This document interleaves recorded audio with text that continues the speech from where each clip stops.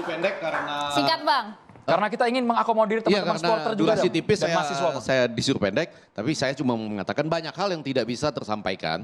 Ya, tadi waktu break ada yang berdiri sambil menyatakan bahwa itu ada di manalah target itu gitu.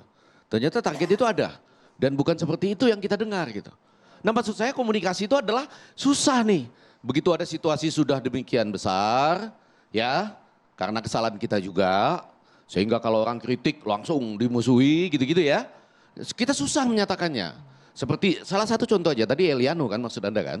Yang sempat bersama kan penyusunannya untuk sampai dapat Eliano disetujui oleh pelatih kan.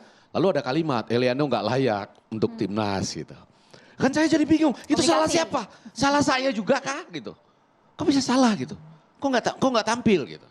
Jadi maksud saya ini ada kesalahan komunikasi yang tidak bisa disampaikan untuk tidak misalnya membuat persoalannya menjadi lebih udah sama-sama menatap ke depan. Seharusnya transparan saja Bang ke depan. Iya, kalau itu terjadi, ini bagusnya ya bola masuk cacatan demokrasi. Artinya memang harus menjadi lebih demokratis. Nah balik ke judul. Tadi Pak, ST out, terus apa lagi tadi? Apakah Garuda akan all out? Saya mau bilang begini nih, ini memang pertaruhan nyata. Kalau 2 pertandingan lagi kita tidak menang, walaupun kita pasti pengennya menang dan terus berlanjut ya, walaupun ternyata nggak ada loh yang menargetkan masuk ke 2026 nggak ada loh. Bukan saya, bukan Anda, nggak ada loh. Tapi kalau 2 pertandingan lagi nih dalam konteks komunikasi, itu bukan konteksnya di sana Garuda all out. Bisa jadi semua yang ada di federasi all out.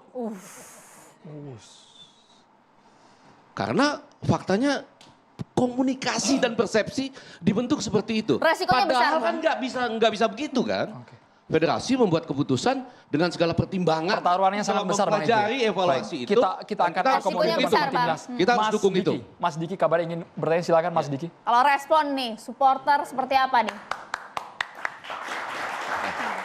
Ya, Ya, ingin kalau dengar supporter suaranya seperti apa kita tanggapan dengar? Ya, Maria. sebenarnya sih gini, untungnya kalau supporter di Indonesia ya, itu bola tuh ngasih harapan dan juga persatuan sebetulnya.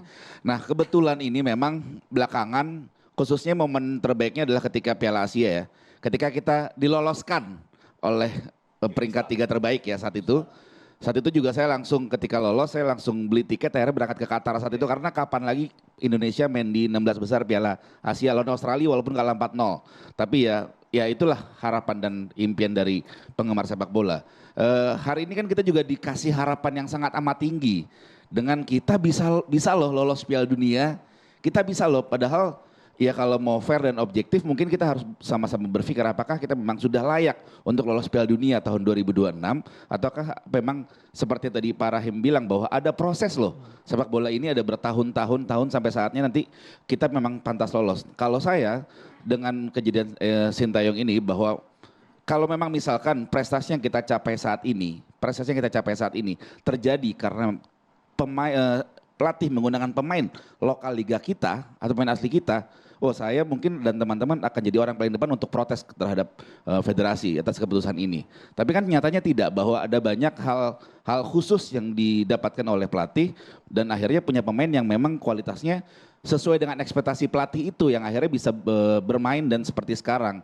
Kita masih ada 2 pertandingan kandang dan 2 tandang.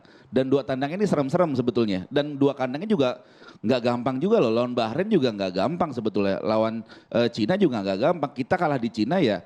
Oke, Cina memang sebenarnya lebih bagus sebetulnya. Bahrain pun ya posisi juga lebih bagus.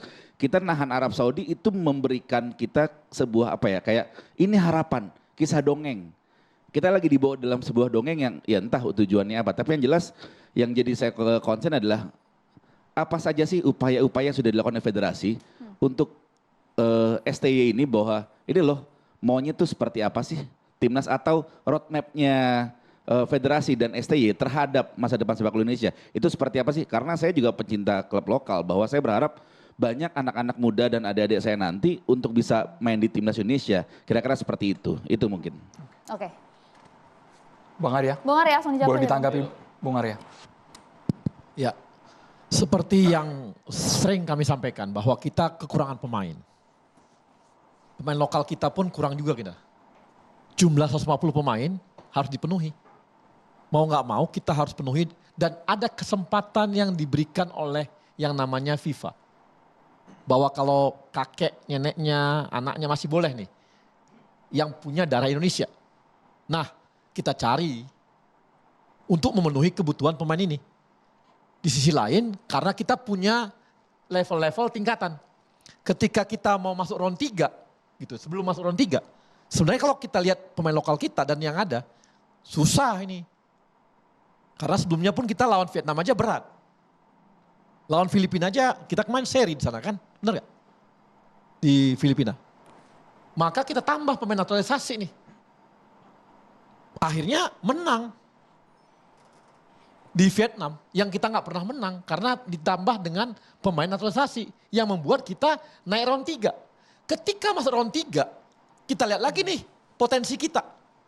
Enggak ada lagi.